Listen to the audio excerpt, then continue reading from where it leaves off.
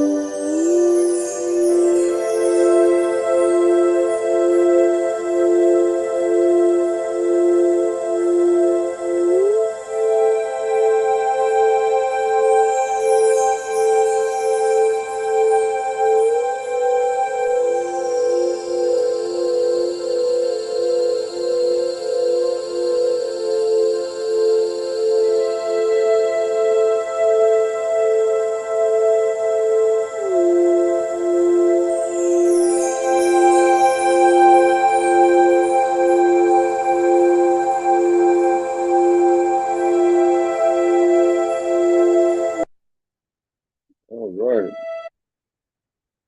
And that was our silence and meditation portion. And moving right along, calling this the 2 minute drill morning savers edition.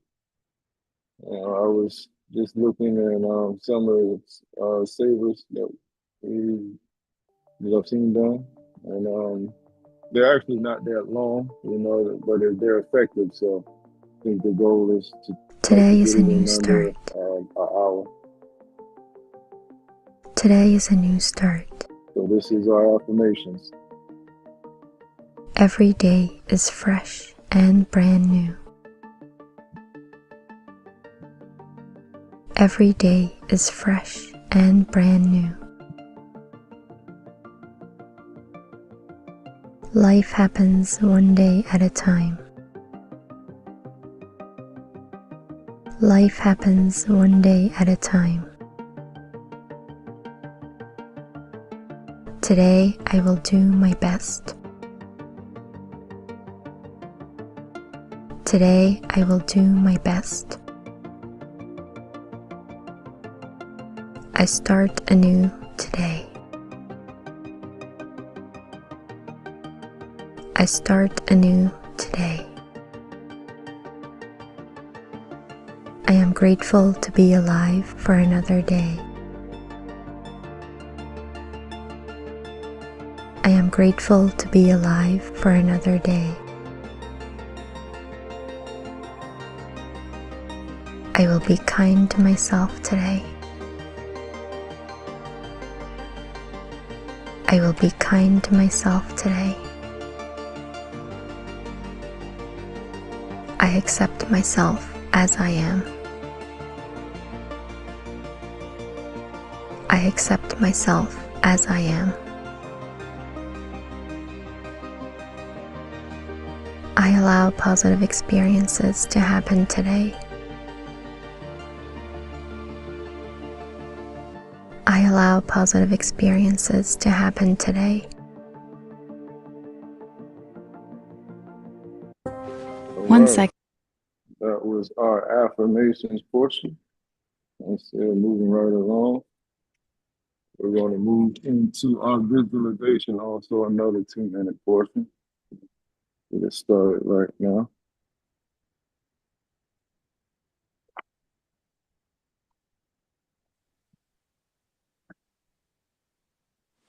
This is a short visualization that you can use at the beginning of the day, in the middle of the day, or before you go to sleep at night. Now close your eyes and take several slow, deep breaths and allow yourself to just settle in and relax. Breathe in through your nose. Hold the breath for just a second or two and exhale through your mouth. Now call to mind one of the goals that you have, a desire that you have. Now see yourself as having realized this goal in your life right now. What would you be doing if this goal already existed in your life? How would your life be different if this goal already manifested in your life?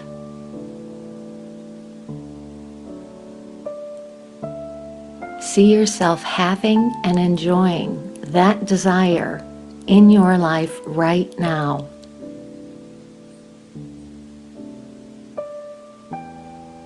How do you feel having this desire already true for you? How does that feel? Do you have peace of mind? Are you excited? Do you feel free, joyful, appreciative?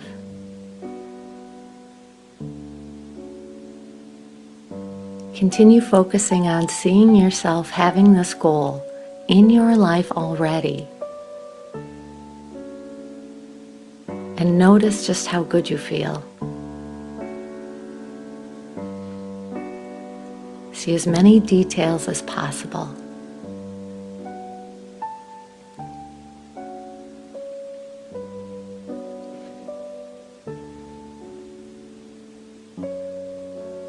And when you're ready, you can open your eyes.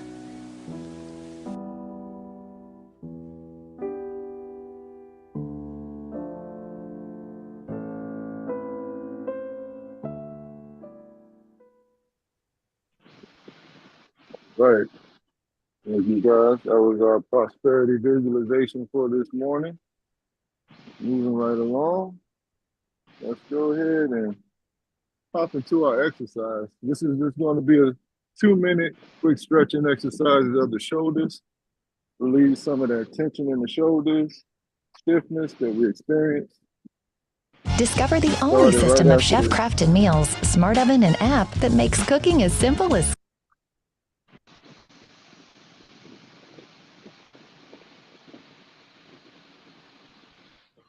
Hello there, if you're finding that your shoulders and your neck are getting quite tight, you might be in need of a posture checkup, and I've got 3 moves for you that are really going to help. My name is Lizzie, I'm the founder and author of 2-Minute Moves, which are bite-sized wellness breaks I do for conferences and companies all around the world, and I can't wait to show you these moves because I think you're going to really enjoy them. You're going to start off with your arms out to the side, and you're going to press your arms on back and then turn your palms to the back and press your arms back again. So we alternate between those 2 moves there. Now, if your shoulders don't like your arms being up this high, just take them down a little bit lower. Just listen to your body there, and you want to squeeze those shoulder blades gently back towards each other and opening up through your chest. And this is going to be a real check-in. If you've been slouching, you're going to feel a real difference here. And same with this move. Take your arms behind your head. You do a gentle little twist to one side and then twist to the other side. Feel those shoulder blades squeezing in towards each other as you press those elbows back, just to whatever feels good for you. And this is a really nice little moment to look away from the screen. Oh yeah, your spine is gonna love that one. 2 more of those. And 1. The next one is a good old shoulder roll. Before we do it though, just take a little roll down towards your knees. Just shake out your shoulders, and now come on up and do 2 big roll back there. And again, roll it on down. Maybe a little bit further. Shake, shake, shake. Bring yourself on up. 2 big shoulder rolls back. And let's do a last one down here. Let's take that pressure off the lower back, especially off those shoulders. I want you to give your neck a little shake, yes, and a little shake, no. Pull into your tummy muscles as you roll on up and take 5 nice slow shoulder rolls back there. Creaks and some crunches perhaps. Oh, that feels better. I hope you've enjoyed that 2-minute move, and if you're watching this on YouTube, be sure to subscribe, and I hope to see you for another 2-minute move very soon. Bye-bye. All right, thank you guys. Appreciate that. That was our exercise portion for today. Hello there. We can get rid of that. So I'll give you a chance to get back to your seats if you're standing. And grab your journal, water, whatever you need, writing utensil. Today's question is, what is one part of your life you won't trade for anything? Again, what is one part of your life you won't trade for anything? Go ahead and take 2 minutes. Write out your thoughts.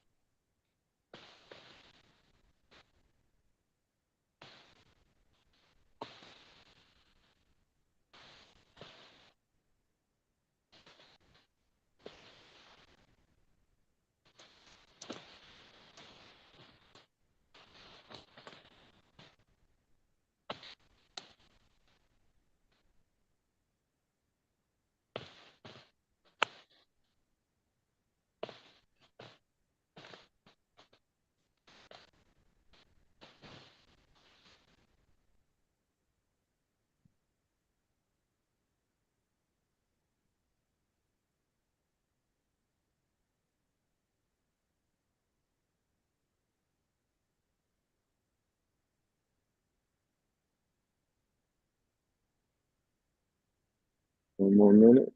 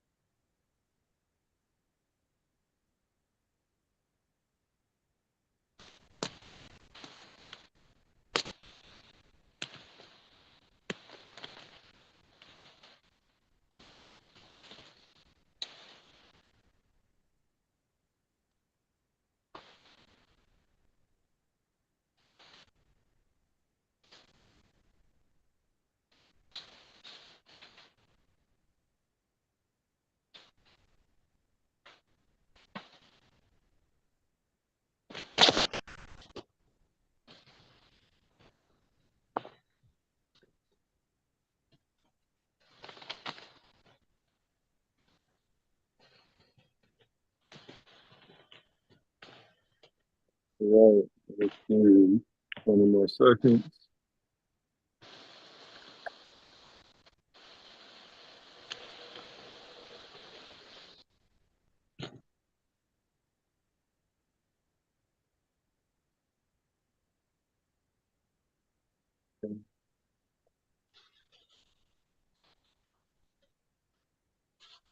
All right, I will go ahead and go first.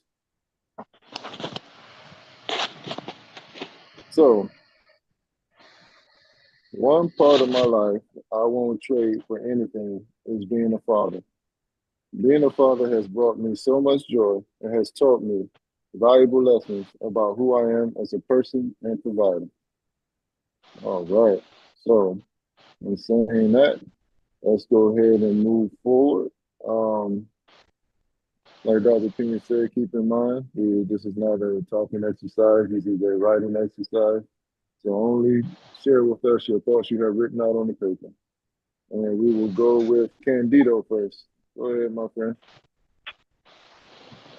Me? Okay. Good morning, everyone. I Good think morning.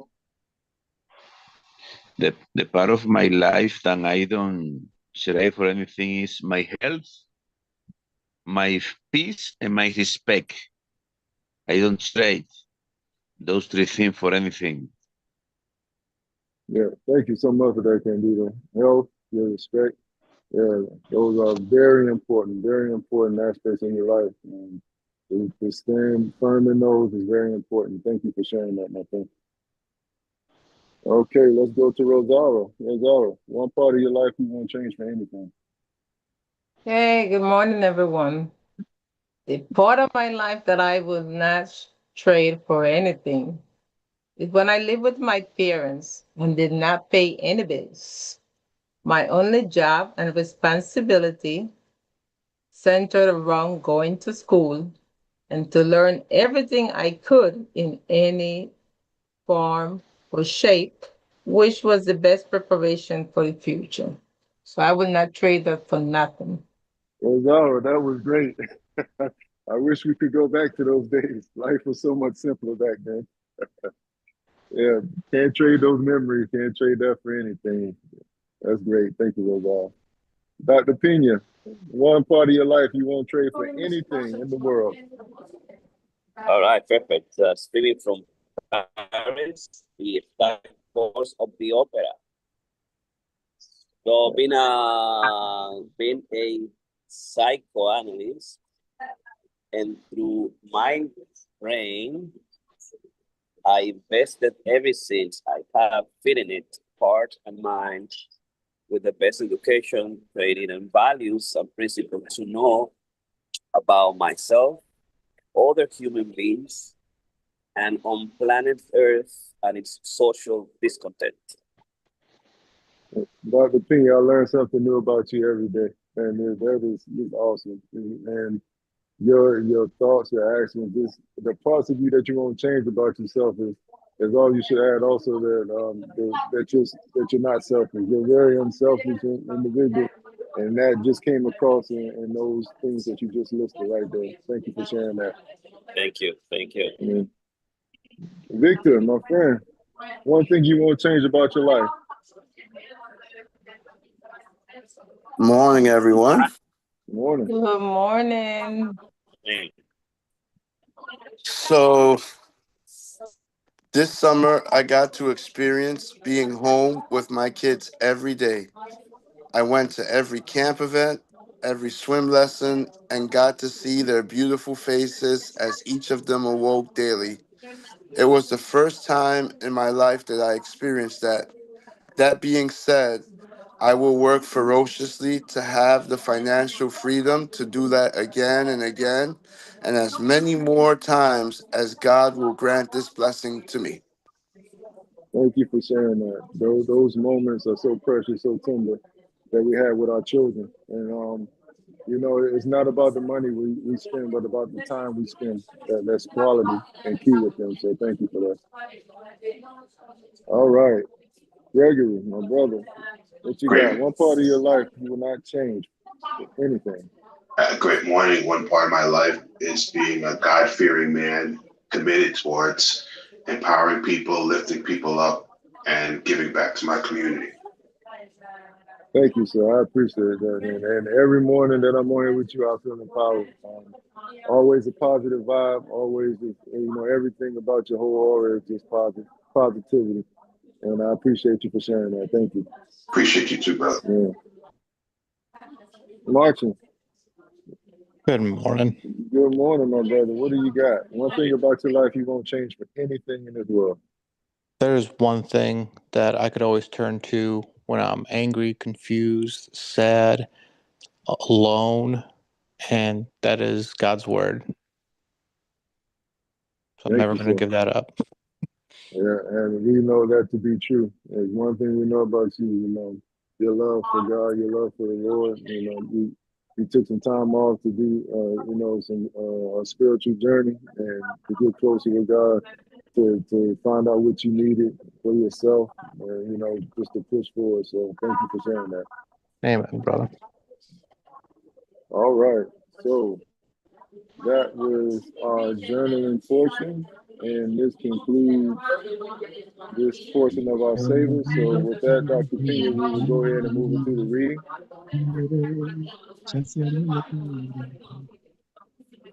Okay, let's go there.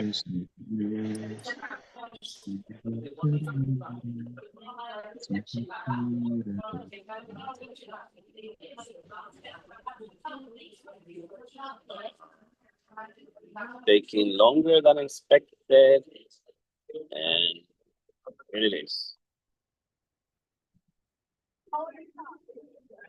Is the key. They are like children, ruled by their emotions. To soften them up, alternate harshness with mercy. Play on their basic fears and also their loves, freedom, family, etc. Once you break them down, you will have a lifelong friend and fiercely loyal ally. Key to power.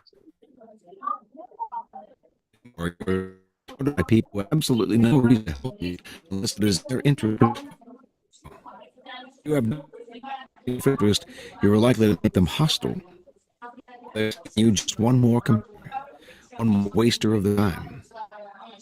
Those that overcome this prevailing coldness are the ones who find the key that unlocks the stranger's heart and mind, seducing him into their a punch. But most people never learn this side of the game. When they meet someone new, rather than stepping back and probing to see what makes this person unique, they talk about themselves, eager to impose their own willpower and prejudices. They argue, boast, and make a show of their power. They may not know it, but they are secretly creating an enemy, a resistor, because there is no more infuriating feeling than having your individuality ignored, your own psychology unacknowledged. It makes you feel lifeless and resentful. Softening people up and breaking them down gently. Seduce them with a two-pronged approach. Work on their emotions and play on their intellectual weaknesses. Be alert to both what separates them from psychology and what everyone else, their basic emotional responses. Aim at the primary emotions: love, hate, jealousy. Once you move the emotion, lose control, making them vulnerable to pain. Want to do this in general of rival kingdom with he did not kill sovereignty or attack it on moral grounds. Instead, it was really after the general's beautiful wife. This hit the general in the gut, and Timberlake was able to power emotions and spoken terms. Educated and well-read himself, in his speeches he used visceral metaphors, voicing the public's deepest anxieties and encouraging them to vent their frustrations in public meetings. Rather than arguing the practical aspects of a particular program, he would describe how it would affect them on the most primitive, down-to-earth level. Do not believe that this approach works only with the illiterate and unschooled. It works on one and all. All of us are mortal and face the same dreadful fate. And all of us share the desire for attachment and belonging. Stir up these emotions and you captivate our hearts. The best way to do this is with a dramatic jolt, of the kind that Zhuge Liang created when he fed and released prisoners, who expect pain and you give them pleasure, you win their hearts. Creating pleasure of any kind, in fact, will usually bring you success, as will allaying fears and providing or promising security. Symbolic gestures are often enough to win sympathy and goodwill. A gesture of self-sacrifice, for example, a show that you suffer as those around you do, will make people identify with you, even if your suffering is symbolic or minor and theirs is real. When you enter a group, make a gesture of goodwill. soften the group up for the harsher actions that will follow later. When T.E. Lawrence was fighting the Turks in the deserts of the Middle East during World War I, he had an epiphany. It seemed to him that conventional warfare had lost its value. The old-fashioned soldier was lost in the enormous armies of the time, in which he was ordered about like a lifeless pawn. Lawrence wanted to turn this around. For him, every soldier's mind was a kingdom he had to conquer. A committed, psychologically motivated soldier would fight harder and more creatively than a puppet. Lawrence's perception is still more true in the world today, where so many of us feel alienated, anonymous, and suspicious of authority, all of which makes overt power plays and force even more counterproductive and dangerous. Instead of manipulating lifeless pawns, make those on your side convinced and excited by the cause you have enlisted them in.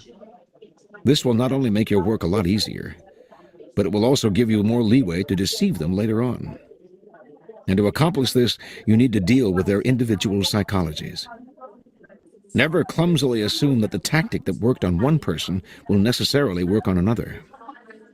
To find the key that will motivate them, first get them to open up. The more they talk, the more they reveal about their likes and dislikes, the handles and levers to move them with. The quickest way to secure people's minds is by demonstrating, as simply as possible, how an action will benefit them. Self-interest is the strongest motive of all. A great cause may capture minds, but once the first flush of excitement is over, interest will flag, unless there is something to be gained. Self-interest is the solider foundation. The causes that work best use the noble veneer to cover a blatant appeal to self-interest. The cause seduces, but the self-interest secures the deal.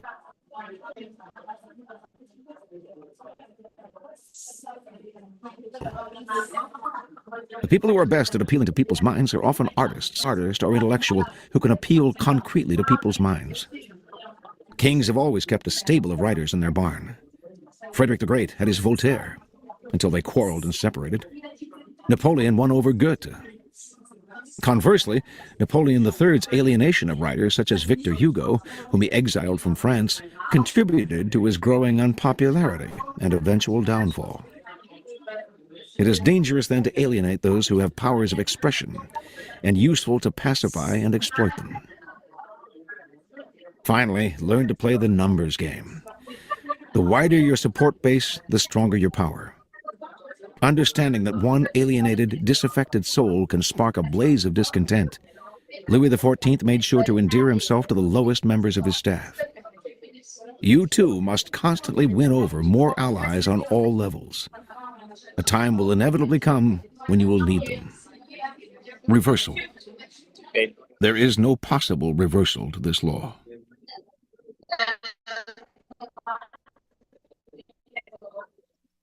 Okay. Here are some further reflections on this law. Let's stop it right there. From the Histories by Herodotus. Cyrus's ruse. Oh, stop it. Thinking of the means by which he could most effectively Okay. Let's stop it right there. persuade the Persians. Power. You too. And let's go this couple of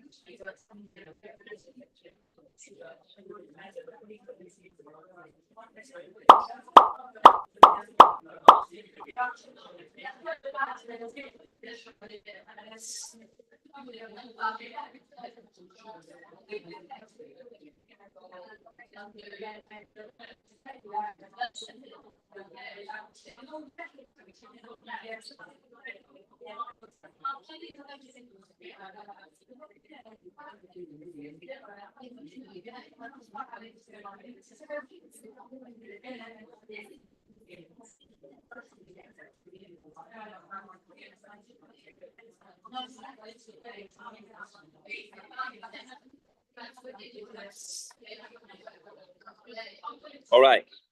You can take it whenever you want, Steve. All right, let's talk about it. So we're still in Law 43. Work on the hearts and minds of others. Listening to this part of the chapter, they delved a little into self-interest. So self-interest. What are we talking about when we're talking about self-interest? You know, pretty much people are more likely to be loyal if they see what's in it for them. Is I think what he was trying to show us, or making their self-interest a powerful motivator for them to move in a certain direction. Um, so how does self-interest apply to this law 43? I think one way we can look at it is seduction over coercion. You know, loyalty is built through seduction, partly. And this involves understanding and acting on people's individual psychologies and weaknesses. Um, anybody have any examples, of this? Can you think of a time in your personal life or where you've seen this happen to somebody, or you might have used it yourself? I'm pretty sure we have many examples of it. People using what they have to get what they want, playing on your emotions, playing on, or have you been the victim of that, of somebody playing on your emotions just to get what you want? I know a time for me is I thought a guy. This happened in the workplace. I thought a guy was my friend, and we had started at the company. Well, I started at the company before him, and I was steady moving up, and I was helping him move up as well. And so there came a time where there was a job that had came open, and I thought about going up for it. And he told me, he was like, yeah, you'll be assured for that, all that. You're the one that taught me that.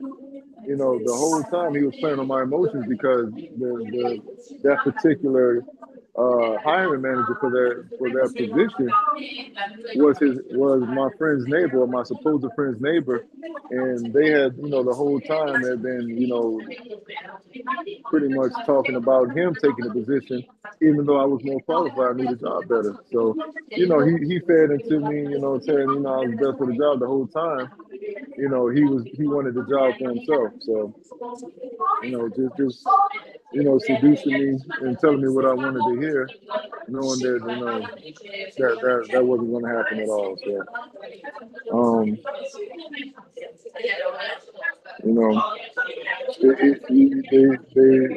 it's an emotional connection. He was appealing to my emotions of something that he knew I wanted. So. Anybody else have any example or any of this law?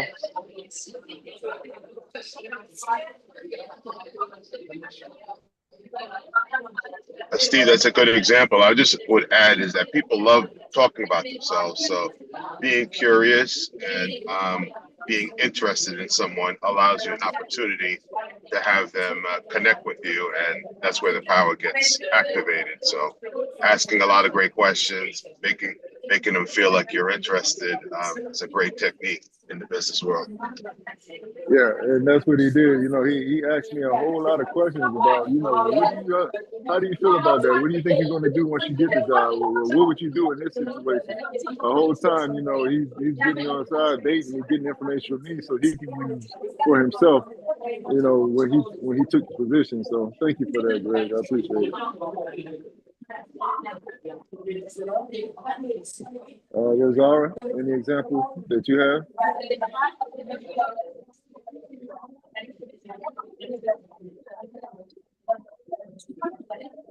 You should on mute. On mute.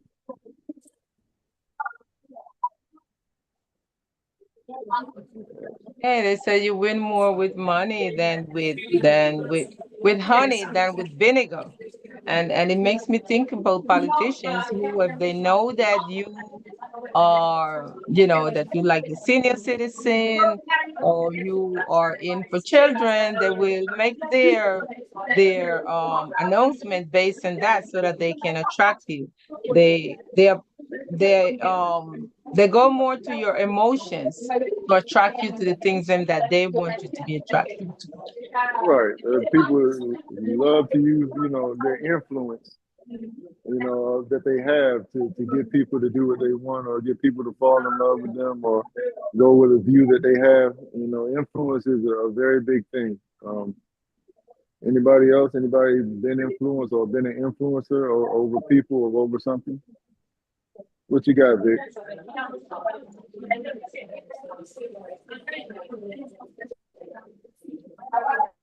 Are you still muted? Still muted, brother. Still muted. Sorry about that. He's muted? Really?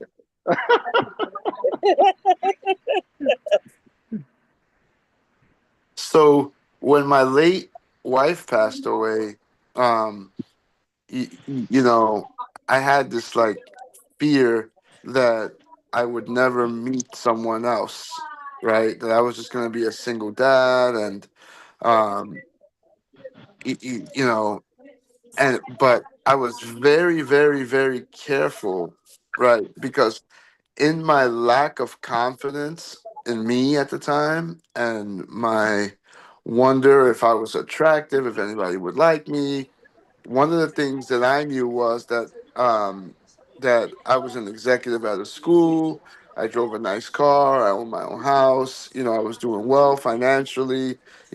All those things, and I was very, very, very careful to not like settle or be seduced by someone who I thought would just want those things and not me. And so I was like very carefully guarded, and I didn't let anyone into my life or even close to me who I thought was um after something other than getting to know me and getting to see if they could be a good partner and a good mother to my son. I never ever ever settled for anyone you know who wasn't interested in that package, and ultimately I found exactly the right person.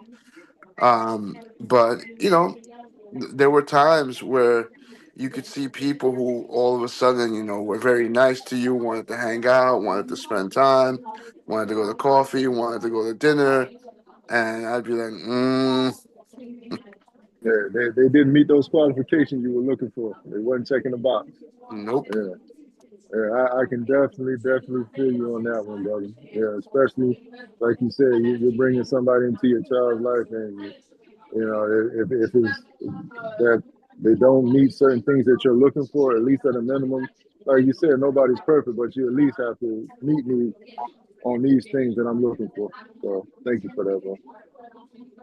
All right, Martin, what do you have on this, brother? Anything that you see, you feel? I want to tie what the beginning of this chapter with the end, where you want numbers on your side as well, like the one general that kept capturing the one guy 7 times, and even the captives people started turning against the guy, like, why are you doing this? He's just going to catch you again. And the more times he did, the more people were on the good guy's side, letting him go. So remember, your mercy can go a long way. And I understand where other parts in the book where it says mercy is weakness, but I'm always going to default on mercy, because this is something that you can change hearts, and doing it so with her mercy and kindness can actually benefit you in the long run. Very great example, sir. Very great example. Thank you for sharing that. That was a very great example. I love that. I'm sorry, Steve. Oh, go But ahead. Go ahead. the number part is important because you know You might not have the heart and mind of the people around you, family and friends that you want, that you love, but you can add other people. You can add other families that will support you, will be there for you, that will love you. Because that's what it means. You know, there's no reversals about getting the mind and the hearts of people. People, when you gain the mind and heart, people love you, will follow you, will see you, will want to be with you. So, and it's a number game, which is very interesting.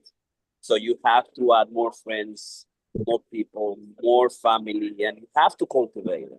You know, it's not just like, oh, I made you. No, no. You have to cultivate them.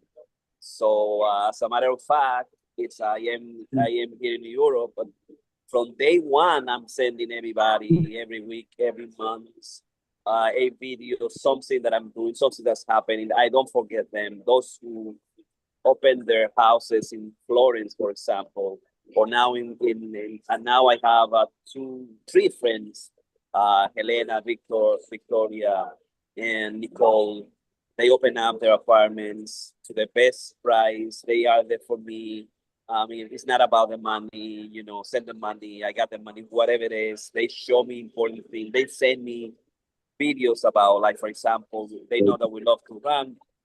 They send me video about the marathon in Paris and things like that. You know, you at any moment you cannot be alone if you know that also it's uh, winning the heart and mind of people, people wanting to love you, be with you, look for you. You have to seduce them. No reversal. Add people every day. You know, something I love of Dr. Z is his openness to be a friend. He goes around with his dog. He's talk to people, speak to people. He brings people to his amazing house. He's a wonderful host, and that's what it means. That's what it's been. Christian people, people in church, they have that kind of good heart, good intention. They are always seducing you. I mean, seducing is not a bad thing if you use it for for good people or for good missions. Most of my initiative, all my missions have to make a difference in people. We have to develop, we have to grow together. I believe in that. I will seduce everybody, thousands of people, whatever. We seduce people, you know, to run, to meditate, to write, to whatever. It's a wonderful mission. I'm gonna go crazy about it. I'm going to go crazy about it. When you find a mission that's good for people, bring it to everybody. It's like Microsoft, it's like Tesla, it's like the biggest company.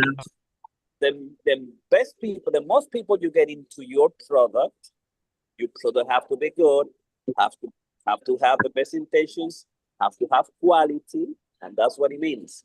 So that's why this law doesn't have any reversal. Okay. Oh yeah, very well put, Dr. Piña. Yeah, that is exactly why the slaughter is universal. Like you said, you made a very good point. Seducing is not always a negative thing. You know, it's about building that friendship or you know, helping people in need and just building bonds that will last forever. So, thank you for sharing that. And also it's Steve. Uh-huh. Why he doesn't love me? Is that gonna be the question? Why he hates?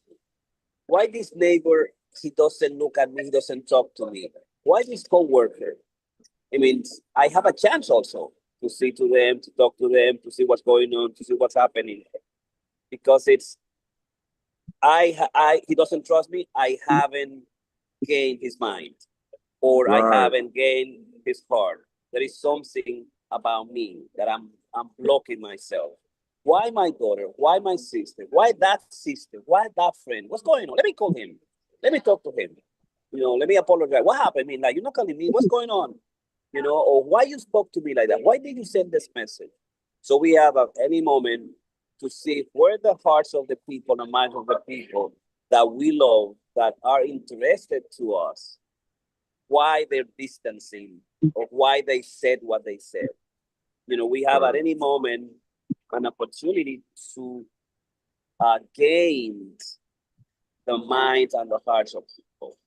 That's why the Arts of Seductions could be like our next book. Is a very difficult kind of book because it's about really, really seducing, which is what everybody around the whole world to get money, to get opportunity, have to do.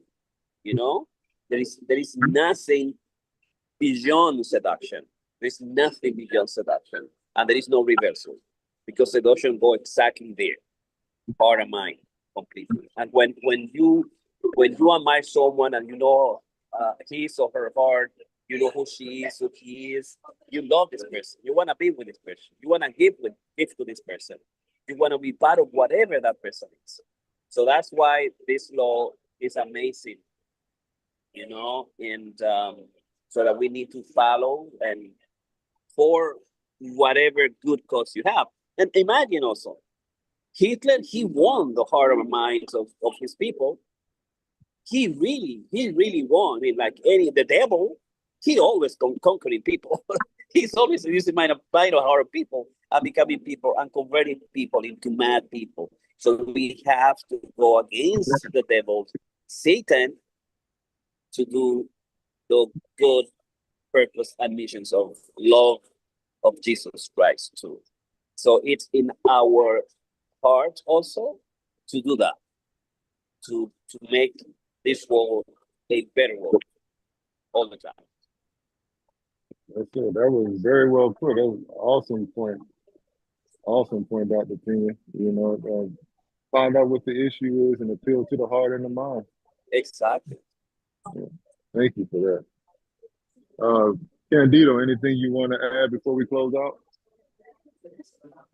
Yes, some catch my attention than when says that let the people express themselves, let the people talk, let the people tell you about his life, about what he likes, what is his weakness and his strengths, and after you know that, you have the tools in order if you wanna manipulate or you wanna deal, you wanna do something to that people, you know him and you got the tools in order to manipulate, to make him feel good or to make him feel bad because you know how what he think and what he like.